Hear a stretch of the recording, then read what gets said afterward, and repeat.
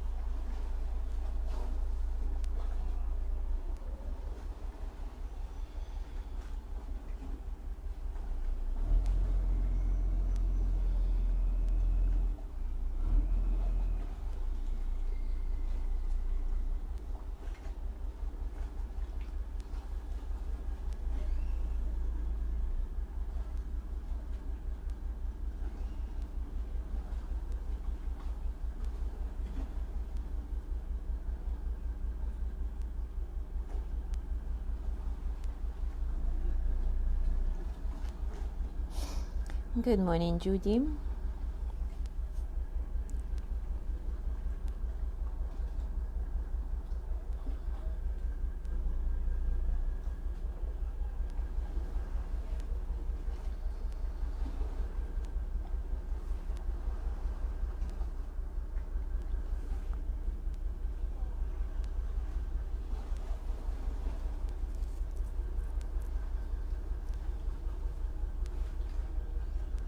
Good morning, Mary.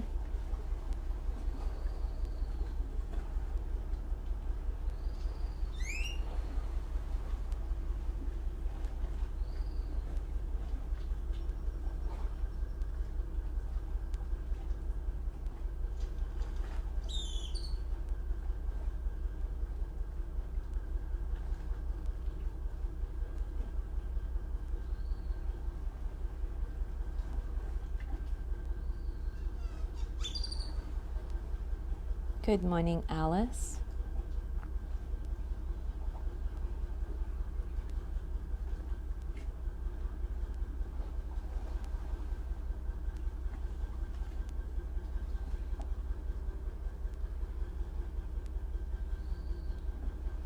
Good morning, Gina. Good morning, Mariela.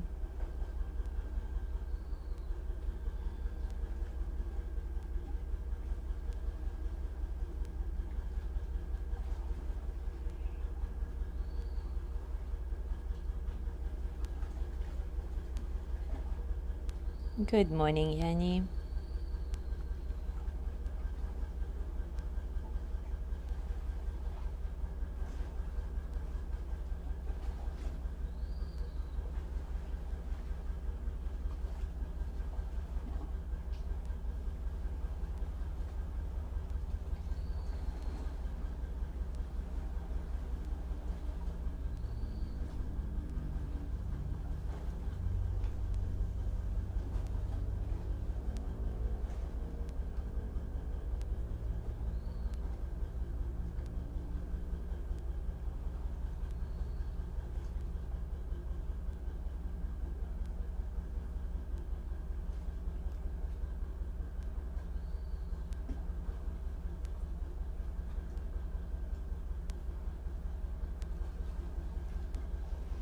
All right, it is time for us to start.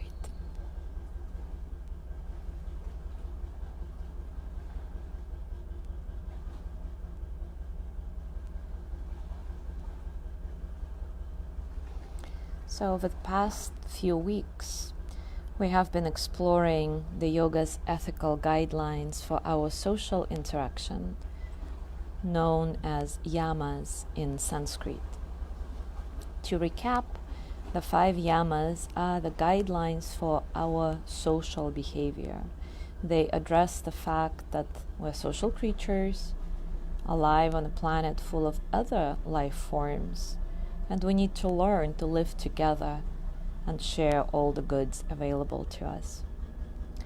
Deborah Adele, in her book Yamas Niyamas, writes, "The yamas invite us into an adult relationship with the world, where we can see past our own needs into the collective good. In that sense, we can think of them as social disciplines, guiding us into harmony, peace, and skillful relationship with the world. The yamas pull us back from needing of the external and point us toward the unique expression of our own life. It is here that we feel the excitement and joy of living." So in our guided practice today, we will do a brief overview of each of the 5 yamas and recite affirmations that will allow us to firmly ground into integrating these principles in our day-to-day.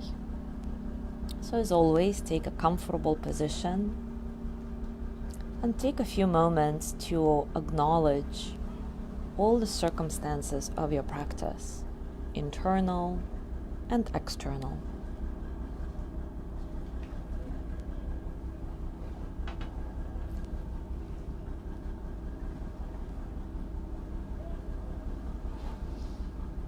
And as you take this mindful pause, inhabit it with all your senses, feeling the truth of being you right here, right now, without any judgment, without any expectations.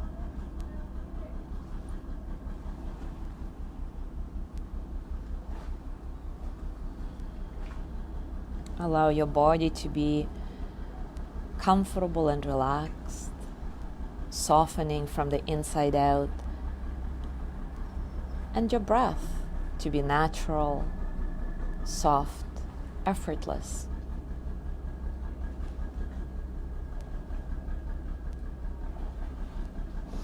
We're going to start with the yama called ahimsa, that is interpreted as non-violence.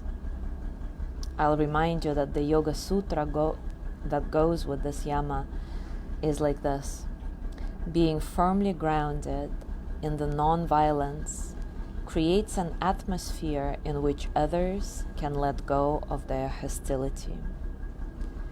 Being firmly grounded in non-violence creates an atmosphere in which others can let go of their hostility. Ahimsa turns us from harming ourselves and others to kindness and compassion. What it might mean in our daily life is that we refrain from gossip, from saying hurtful things, racism, all sorts of intolerance to others, not respecting others' beliefs. We cultivate compassion for all living things, including ourselves. And then little by little, we start treating ourselves as part of the universe and treating others as if they were part of us.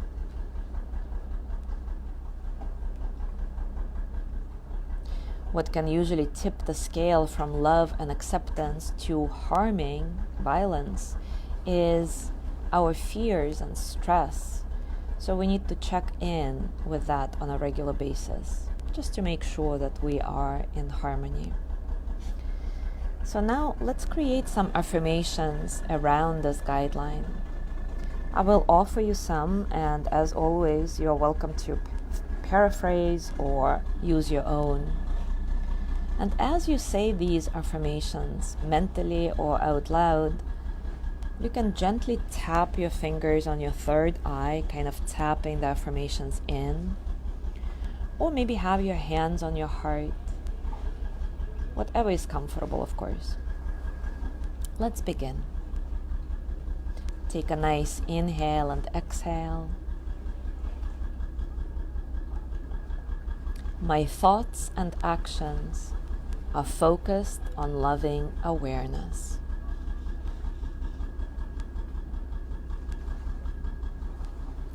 I nurture and cherish myself and others.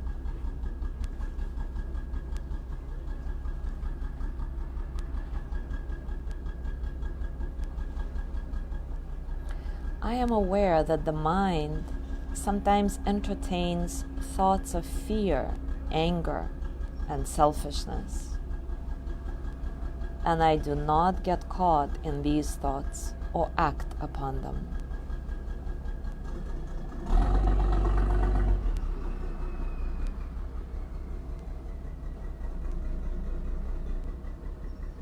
I accept without judgment any uncomfortable mental states.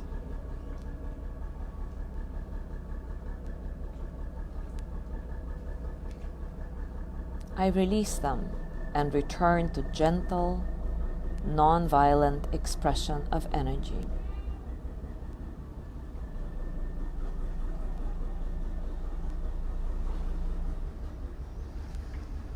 Now take another nice breath in and out, relaxed, soft, effortless. And we'll move to the next yama, satya, truthfulness. The Yoga Sutra for this one is, for those grounded in truthfulness, every action and its consequences are imbued with truth. For those grounded in truthfulness, every action and its consequence are imbued with truth. Satya turns us from lies and half-truths to expressing our uniqueness and authenticity without apology, without judgment, freely. It is a call to be truthful in all our interactions, both with the world and with ourselves. It means acknowledging our fears without judgments, with radical acceptance. And in our daily life, this yama, truthfulness, is best expressed by the acronym THINK. So before you say something, either to another person or to yourself, think. Is it true for T? Is it helpful for H? Is it inspiring? I. Is it necessary? N. Is it kind? K. So let's do the affirmations now. And again, you can lightly tap on your third eye or simply have your hands on your heart. I live in truth. I speak the truth to myself and to others.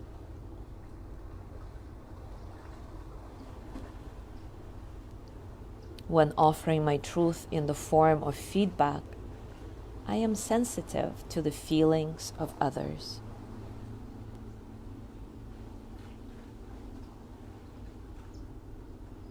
I speak in the spirit of love.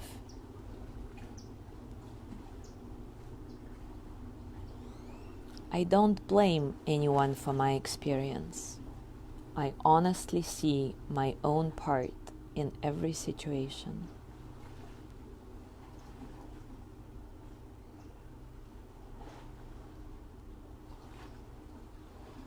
Once again, take a nice breath in and out, clearing the path as we move on to the next yama, Ashteya, non-stealing. The Yoga Sutra here is this: for those who have no inclination to steal, the truly precious is at hand. For those who have no inclination to steal, the truly precious is at hand. Ashteya turns us from theft to cultivating new skills and abilities. It's our call to live with integrity and reciprocity, to refrain from taking anything that is not freely given. And I don't really mean stealing in the literal sense, as in from a store or robbing a house, but rather it's about more subtle expressions of stealing, robbing a person of their time, energy, etc.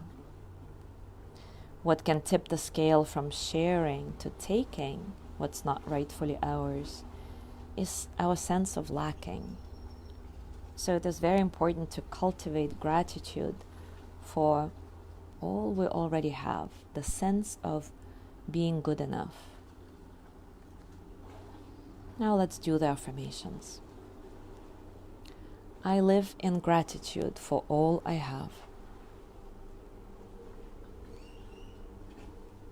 I take and use only what's rightfully mine.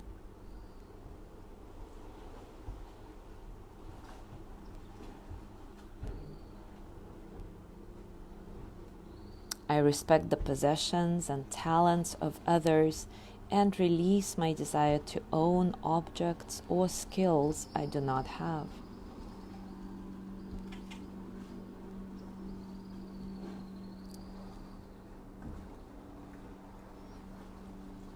I appreciate my life as it is.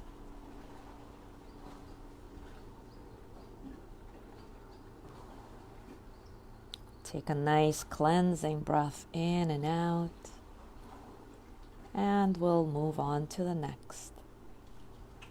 Brahmacharya, moderation. The Yoga Sutra that goes with it is like this. Those firmly established in moderation gain vitality.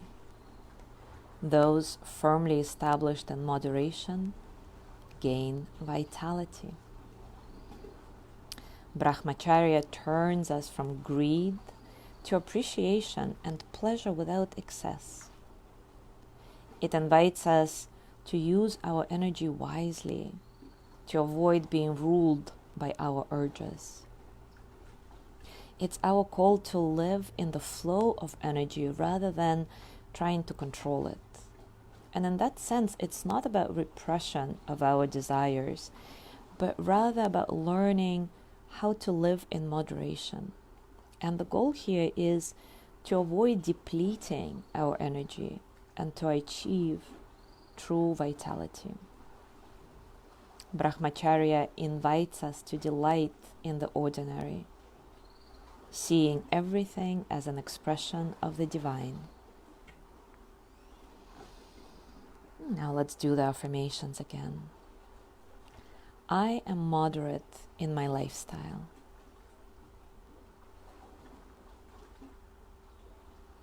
I use my energy in ways that allows me to merge with my higher self, with the divine.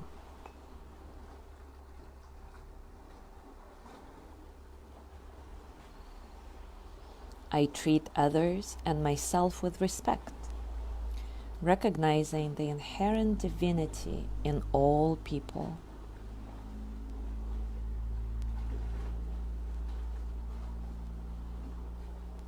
When my energy becomes scattered, to replenish it, I come home to my source, to the primary relationship with myself.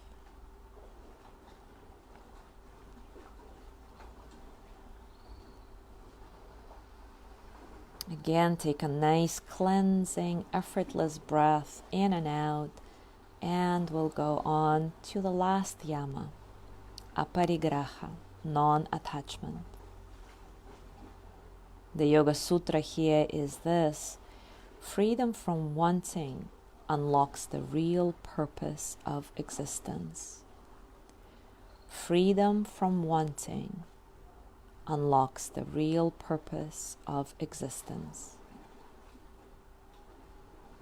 Aparigraha turns us from attachment to intimacy without possession. it is an invite to recognize the impermanent nature of all things. The world is ours to enjoy, but not ours to own.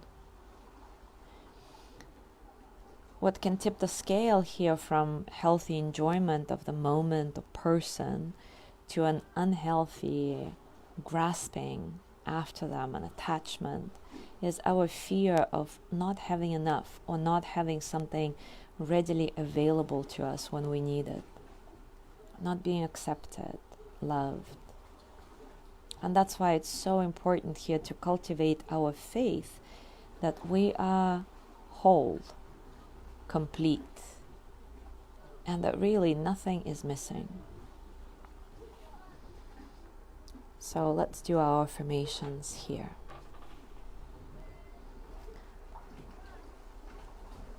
I release unhealthy attachment to other people, things, and experiences.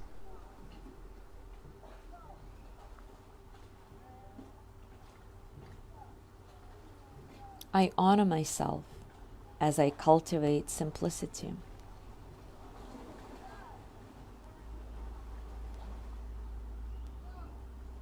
I recognize the difference between a want and a need.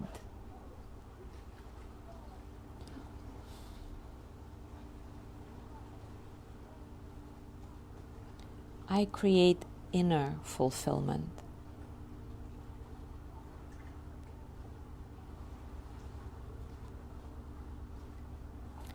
I am enough. I have enough. My life is perfect, just the way it is.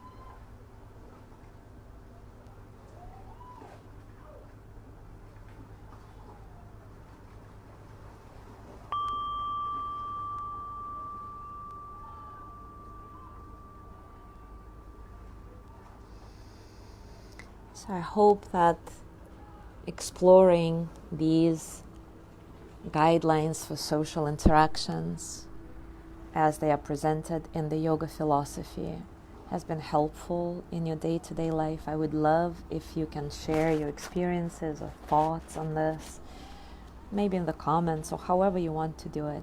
And of course, no pressure. If you don't feel like sharing, that's fine. Thank you so much for being here today. Have a wonderful day. And I will see you tomorrow. And perhaps tomorrow, the next day, we will start the explorations of Niyamas, which is guidelines for our internal states. So that will be interesting too. Anyway, have a nice day. See you tomorrow.